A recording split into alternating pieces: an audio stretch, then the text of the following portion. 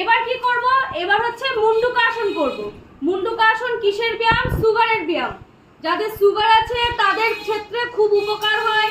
আর যাদের সুগার নেই, ধরো বাই এনি চান্স সুগার আসার সম্ভাবনা থাকে বা যাদের জেনেটিক সমস্যা থাকে সুগারের, তারা যদি করে প্রত্যেকদিন তাহলে সুগার কখনো আসবে না। বা নর্মাল মানুষ যারা করে প্রত্যেকদিন এই সুগারের ব্যায়ামটা, তাদের সুগার কখনো আসবে না। তো কিভাবে করছি আমরা? দুটো হাত মুঠ করছি।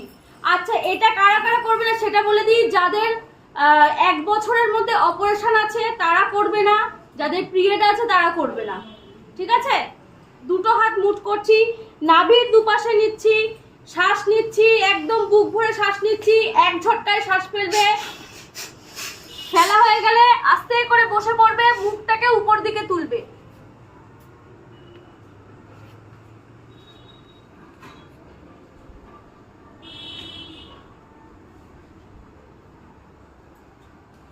আবার শ্বাস ছাড়তে ছাড়তে উঠে যাচ্ছি। এটা গেল প্রথম পার্ট। এবার দেখাবো দ্বিতীয় পার্ট। দ্বিতীয় পার্ট কিভাবে দেখাবো? এই নাভিমূলের নিচে বাঁ হাত রাখছি, বাঁ হাতের উপরে ডান হাত রাখছি। এবার একই প্রসেস, নিঃশ্বাস নেব, এক ঝটকায় ফেলবো, ফেলে কি করছি? এই ফেলছি, ফেলে বসছি, বসে মাথাটাকে উপর দিকে তুলে দিচ্ছি।